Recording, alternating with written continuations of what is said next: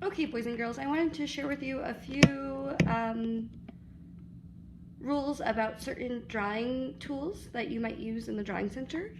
So I have how to draw books. When using these, I want you to make sure you open the pages carefully and never, ever, ever draw on the pages. You're going to use these by picking out something you'd like to draw and then taking a pencil and your paper and observe and take the steps to draw on your paper. When you're done, make sure it's closed, no papers are falling out.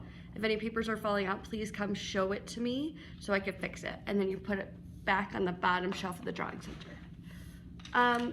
Next, we have our rulers. Rulers are meant for measuring and for drawing straight lines. They are not meant to tap. We don't want to do that. They're not meant to play with or to tap your partner. So please, please, please only use it to measure or to draw straight lines. Cool. Next we have our stencils. They look like this. To use a stencil, all you have to do is place it on top of your paper. Select the shape that you'd like to outline. Outline the shape with your pencil first, and then you could color in that shape. Again, we're going to be careful with the stencils. If you find that any are broken, please come show it to me first. Then you're going to put these carefully away in the bottom of the Drawing Center in the middle container. Next, I wanted to show you guys the texture plates. Texture plates are pretty cool because they'll show the texture on your paper. But there's some rules with it. Texture plates can only be used with crayons. They cannot be used with markers. They cannot be used with pens. They cannot be used with oil pastels or chalk pastels. They can, however, be used with colored pencils. So I'm going to show you colored pencils and crayons. So the first step is to actually put the texture plate on the bottom. Put your paper on top. And then I'm going to take two different kind of colored pencils and hold your paper still and quickly pressing down pretty hard, rub on top with your colored pencil or your crayon. So you can see I'm blending my colored pencils together to make it more interesting, and you get that brick texture on top. And now I could also take my crayons and do the same thing. So either crayons or colored pencils with the texture plates. And again, if you see any broken or anything like that, please let me know. Again, these go on the bottom shelf along with the stencils. The next thing I wanted to show you was the oil pastels.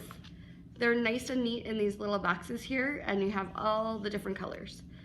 Don't worry too much if they come out of order, that's not a big deal.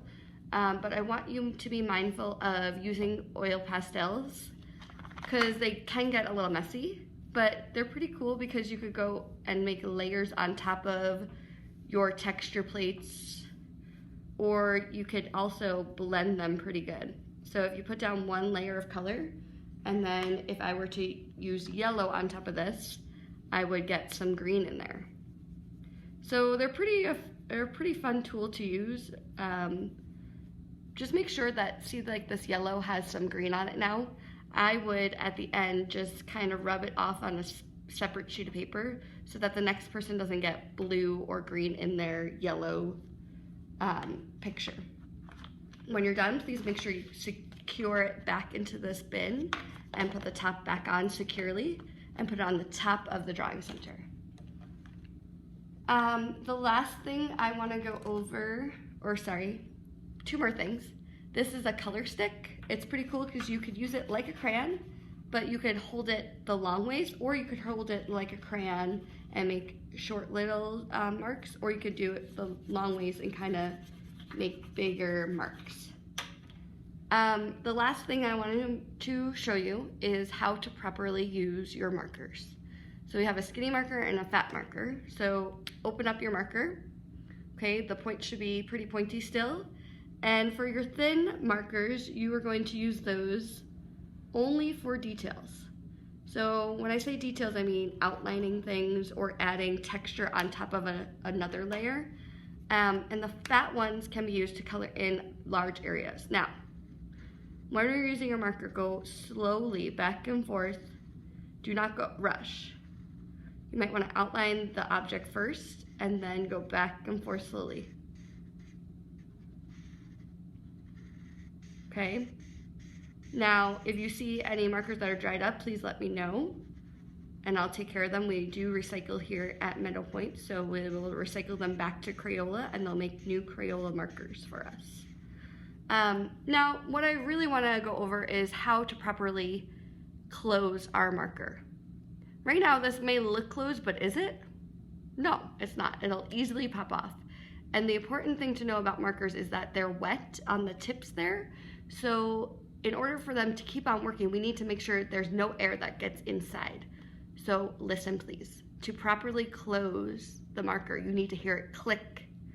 Ready? Did you hear that? Now I know it's securely closed and no air is going to get inside and dry out that tip. Now when I'm done, I'm just going to gather all my supplies and make sure I'm not leaving anything behind and put away all my supplies back into the drawing center.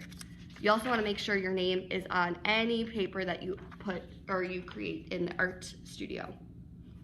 Mrs. McBride. Okay, thank you.